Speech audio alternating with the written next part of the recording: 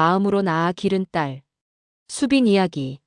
재성과 소희가 결혼한 지 8년이 흘렀다. 부부에게는 채워지지 않는 빈자리가 있었다. 결혼 8년 동안 여러 번의 임신 시도에도 아이가 생기지 않는 것이었다. 이번에는 될 거야. 소희는 매번 그렇게 말했다. 하지만 6번의 시험과는 모두 실패로 돌아갔다. 병원을 오갈 때마다 소희는 지쳐갔고 재성은 그런 아내의 손을 꼭 잡아줄 수밖에 없었다. 여보, 우리 입양하는 건 어떨까? 재성이 조심스럽게 꺼낸 말이었다. 6번째 시험관이 실패한 후 한참을 울던 소희가 고개를 들었다. 눈물로 범벅이 된 얼굴이었지만 그 눈빛에는 묘한 희망이 서려 있었다. 입양? 응. 우리가 낳지 못한다면 우리를 필요로 하는 아이를 만나는 것도 하나의 인연이 아닐까. 그렇게 두 사람은 입양을 결심했다. 서류를 준비하고 상담을 받고 교육을 이수하는 과정이 결코 쉽지는 않았다. 하지만 아이를 만날 수 있다는 기대감에 모든 어려움을 이겨낼 수 있었다. 그리고 드디어 그들은 수빈이를 만났다. 2살배기 수빈은 보육원에서 가장 조용한 아이였다. 큰 눈망울로 세상을 바라보는 모습이 너무 사랑스러운 아이였다. 소희가 처음 수빈을 안았을 때 아이는 낯선 사람의 품에서도 울지 않았다. 그저 소희의 얼굴을 가만히 바라볼 뿐이었다. 수빈아, 너에게 좋은 엄마가 될게. 소희는 수빈의 작은 손을 잡으며 속삭였다. 재성도 아기의 머리를 쓰다듬으며 미소 지었다. 수빈이를 입양하고 나서 이 부부의 집에는 웃음이 끊이질 않았다. 하루하루 행복하게 지내며 이 행복이 영원하길 기도했다. 재성은 퇴근하면 수빈과 놀아주기 위해 늘 일찍 집에 돌아왔다. 그림책을 읽어주고 함께 블록을 쌓고 공원에서 그네를 밀어주었다. 아빠. 수빈이 처음으로 재성을 아빠라고 부른 날, 재성은 감격에 겨워 눈물을 흘렸다. 수빈은 밝고 똑똑한 아이로 자랐다. 선생님 말씀을 잘 듣는 모범생이었고 반에서는 항상 상위권 성적을 유지했다. 그림 그리기를 좋아했고 피아노 치는 것도 좋아했다. 친구들과도 잘 어울렸다. 수빈이 14살이 되던 해 어느 날이었다. 수빈은 숙제를 하기 위해 자료가 필요해서 아빠의 서랍을 뒤지고 있었다. 서랍 깊숙한 곳에서 낡은 파일을 발견했다. 입양 관련 서류라고 적힌 파일이었다. 수빈의 손이 떨렸다. 심장이 쿵쾅거렸다. 무슨 내용인지 알 것 같으면서도 믿고 싶지 않았다. 파일을 열었다. 입양 동의서, 법원 판결문, 그리고 자신의 어릴 적 사진이 붙어있는 서류들이 가득했다. 수빈은 그 자리에 주저앉았다. 머릿속이 하얘졌다. 모든 것이 무너지는 기분이었다. 저녁 식사 시간 수빈은 밥을 거의 먹지 못했다. 소희가 걱정스럽게 물었다. 수빈아, 어디 아파? 얼굴색이 안 좋은데? 아니, 괜찮아. 수빈은 고개를 저었다. 하지만 부모님의 얼굴을 똑바로 쳐다볼 수가 없었다. 그날 밤 수빈은 잠을 이루지 못했다. 천장을 바라보며 온갖 생각이 머릿속을 스쳤다. 내 진짜 엄마는 누구지? 왜 나를 버렸을까? 아빠, 엄마는 왜 말해주지 않았을까? 나는 정말 이 가족의 일원이 맞나? 다음 날 저녁 수빈은 용기를 내어 물었다. 엄마, 아빠, 나 물어볼 게 있어. 재성과 소희는 TV를 보다가 수빈을 돌아보았다. 응, 뭔데? 나. 엄마가 낳은 거 맞아? 순간 거실의 공기가 얼어붙었다. 소희의 얼굴이 창백해졌고 재성은 리모컨을 떨어뜨렸다. 수빈아. 소희의 목소리가 떨렸다. 서랍에서 서류 봤어. 입양 관련 서류. 수빈의 눈에 눈물이 고였다. 왜 말 안 해줬어? 솔직하게 얘기할 수도 있었잖아. 재성이 수빈에게 다가가려 했지만 수빈은 뒤로 물러났다. 수빈아, 우리는 너를 친딸로 생각하고 있어. 재성이 간절하게 말했다. 친딸? 내 친부모가 따로 있는데 어떻게 친딸이야? 수빈은 소리치며 자기 방으로 뛰어들어갔다. 그날 이후 수빈은 변했다. 학교에서 돌아오면 방문을 잠그고 나오지 않았다. 밥을 먹으러 나와도 부모님과 눈을 마주치지 않았다. 성적은 급격히 떨어졌다. 늘 상위권이던 수빈이 중하위권으로 추락했다. 담임 선생님이 걱정스럽게 전화를 걸어왔다. 수빈이가 요즘 수업 시간에 멍하니 있어요. 친구들과도 어울리지 않고요. 집에 무슨 일이라도 있나요? 소희는 선생님의 질문에 대답할 수가 없었다. 친구들도 수빈을 걱정했다. 함께 어울리던 친구들이 집으로 찾아왔지만 수빈은 만나주지 않았다. 수빈아, 무슨 일이야? 아무것도 아니야. 그냥 혼자 있고 싶어. 수빈은 방 안에서 입양 서류에 적힌 이름을 계속 바라보았다. 김선희. 자신의 친엄마 이름이었다. 왜 나를 버렸을까? 키울 수 없을 만큼 가난했을까? 질문들은 끝없이 이어졌고 답은 없었다.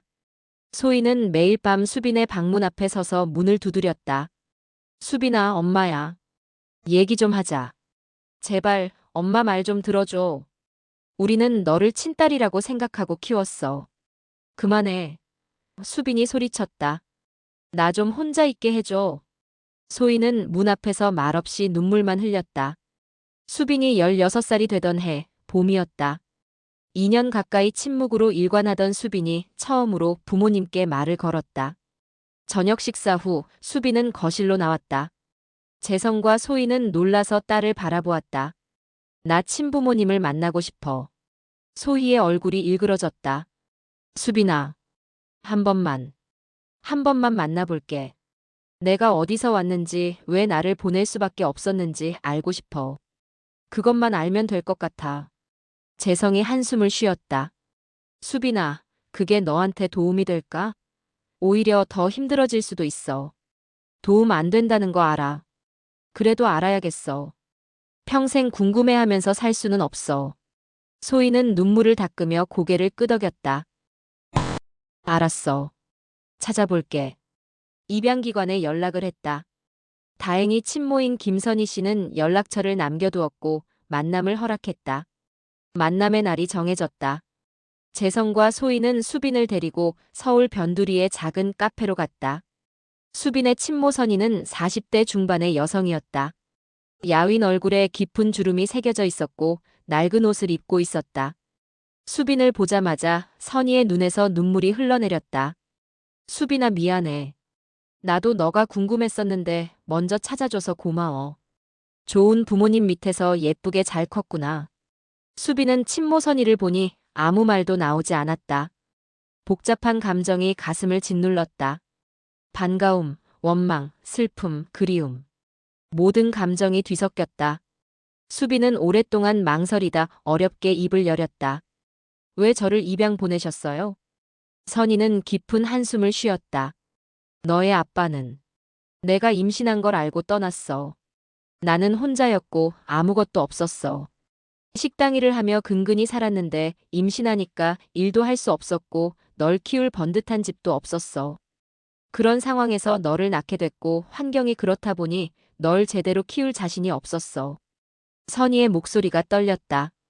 입양을 결심하는 게 내 인생에서 가장 힘든 일이었어.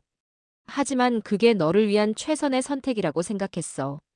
너를 사랑해주고 좋은 환경에서 키워줄 수 있는 부모님을 만나게 해주는 게 내가 할 수 있는 전부라고 생각했어. 수빈의 눈에서 눈물이 흘렀다. 후회. 안 하세요? 매일 후회해. 매일 너 생각을 했어. 잘 크고 있는지, 행복하게 사는지, 건강한지. 그런데 오늘 너를 보니 내 선택이 틀리지 않았다는 생각이 들어. 건강하고 예쁘게 잘 자라줘서 고맙다. 선희는 재성과 소희를 바라보았다. 정말 감사합니다. 이렇게 훌륭하게 잘 키워주셔서. 소희는 고개를 끄덕이며 눈물을 훔쳤다. 친모 선희를 만나 이후 수빈은 조금씩 변하기 시작했다. 예전만큼 밝지는 않았지만 부모님과 대화를 하기 시작했다. 학교 생활도 조금씩 나아졌다. 수빈이는 친모 선희를 만난 후부터 부모님 몰래 선희를 만나고 있었다. 처음에는 한 달에 한 번, 그 다음에는 2주에 한 번, 나중에는 일주일에 한 번씩 만났다. 선희가 사는 반지하 원룸을 찾아가기도 했고 집 앞 카페에서 만나기도 했다. 선희는 힘든 삶을 살고 있었다. 만성질환이 있어서 약을 계속 먹어야 했고 파트타임으로 일하며 근근히 생활했다. 그럼에도 불구하고 수빈을 만날 때마다 환하게 웃었다. 수빈은 선희와 함께 있을 때 묘한 편안함을 느꼈다. 양부모 재성과 소희와 함께 있을 때는 긴장되고 죄책감이 들었다. 하지만 선희와 함께 있으면 그런 감정들이 사라졌다. 가끔 수빈은 선희에게 용돈을 건네기도 했다. 재성과 소희가 준 용돈을 모으고 알바를 해서 번 돈으로 선희에게 생활비에 보탰으라며 주었다. 소희는 수빈이 뭔가 숨기고 있다는 걸 눈치챘다. 외출이 잦아졌고 전화 통화를 할 때도 방문을 꼭 닫았다. 하지만 묻지 않았다. 수빈과의 관계가 조금씩 나아지고 있었기 때문에 다시 악화될까봐 두려웠다. 수빈이 19살이 되던 해 고등학교 졸업을 앞둔 시점이었다. 가족이 함께 저녁을 먹고 있었다. 수빈은 며칠 동안 고민한 끝에 용기를 내어 말을 꺼냈다. 엄마, 아빠, 할 말이 있어. 응, 말해봐. 재성이 대답했다. 수빈은 잠시 망설이며 말했다. 친엄마한테 가서 살고 싶어. 수빈아. 소희의 목소리는 떨리고 있었다. 친엄마가 혼자서 너무 힘들게 사시는 것 같아. 몸도 편찮으시고. 나라도 옆에 있어드리고 싶어. 재성이 수저를 내려놓으며 말했다. 수빈아, 우리 다시 예전처럼 행복하게 웃으며 살자. 아빠, 나 사실 2년 동안 친엄마를 계속 만나왔어. 힘들게 사는 엄마를 보면 너무 마음이 아파. 엄마 곁에 있어드리고 싶어. 소희는 울음을 터뜨렸다. 수빈아, 그럼 우리는 어떻게 하니? 우리는 너한테 뭐야? 17년 동안 너를 키운 우리는 뭐냐고. 엄마 아빠한테 감사하게 생각해. 그렇지만 친엄마도 내 엄마잖아. 재성이 목소리를 높였다. 안 돼. 절대 안 돼. 너는 우리 딸이야. 법적으로도 모든 면에서 우리 딸이라고. 법이 전부는 아니잖아. 수빈도 소리쳤다. 혈육도 중요하잖아. 혈육이 뭐가 중요해? 우리는 너가 2살 때부터 키웠어. 아플 때 간호하고 학교 보내고 모든 걸 너한테 바쳤어. 소희가 울면서 외쳤다. 알아. 하지만 내 선택도 존중해줘야 하잖아. 거실은 온통 울음소리와 고함으로 가득 찼다. 재성과 소희는 무너졌다. 그들이 가장 두려워했던 일이 현실이 된 것이다. 몇 주간의 싸움과 눈물 끝에 결국 수빈은 짐을 쌌다. 재성과 소희는 막으려 했지만 19살이 된 수빈을 법적으로 붙잡을 수는 없었다. 떠나는 날 아침, 소희는 수빈의 짐을 챙겨주며 눈물을 흘렸다. 소희는 수빈을 꼭 안았다. 수빈아, 언제든지 돌아오고 싶으면 돌아와. 이 집은 언제나 너의 집이야. 수빈도 울면서 엄마를 안았다. 미안해, 엄마. 재성은 말없이 서 있었다. 그는 딸을 안아주고 싶었지만 배신감과 슬픔에 몸이 굳어 있었다. 수빈은 짐을 들고 집을 나섰다. 뒤돌아보니 엄마가 현관에서 울고 있었고 아빠는 고개를 돌리고 있었다. 친모 선희의 집은 서울 외곽의 낡은 빌라 반지하였다. 곰팡이 냄새가 났고 습했다. 방은 하나뿐이었고 화장실과 부엌은 한 공간에 있었다. 하지만 현실은 생각보다 가혹했다. 선희는 하루 종일 일을 나갔고 수빈은 학교에 갔다 오면 혼자 집에 있어야 했다. 대학 진학은 엄두도 낼 수 없었다. 등록금을 낼 돈이 없었기 때문이다. 수빈이는 아르바이트를 시작했다. 편의점, 카페, 식당. 여러 곳에서 일했다. 하지만 그것만으로는 생활비와 엄마 병원비가 부족했다. 겨울이 되자 난방비 때문에 보일러를 거의 틀지 못했다. 수빈은 이불을 덮고 떨며 잠을 청했다. 여름에는 에어컨이 없어서 더위에 시달렸다. 선희의 건강은 더 나빠졌다. 약값을 아끼려고 약을 제대로 먹지 않았고 병원도 잘 가지 않았다. 수빈은 이런 삶을 후회하기 시작했다. 밤에는 양부모 재성과 소희의 집이 그리웠다.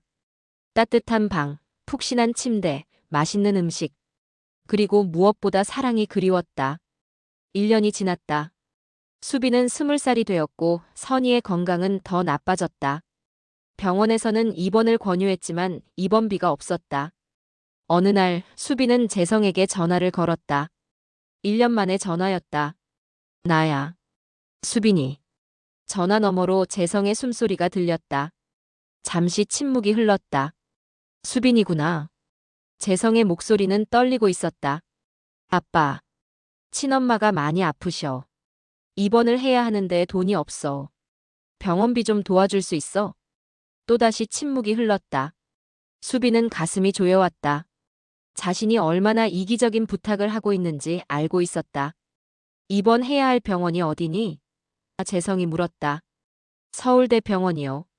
아빠가 내일 가서 입원비 낼게. 아빠. 수빈의 목소리가 떨렸다. 고마워. 수빈아. 재성이 말을 이었다. 엄마가 너 많이 보고 싶어 해. 소식이라도 가끔 전해줄 수 있니?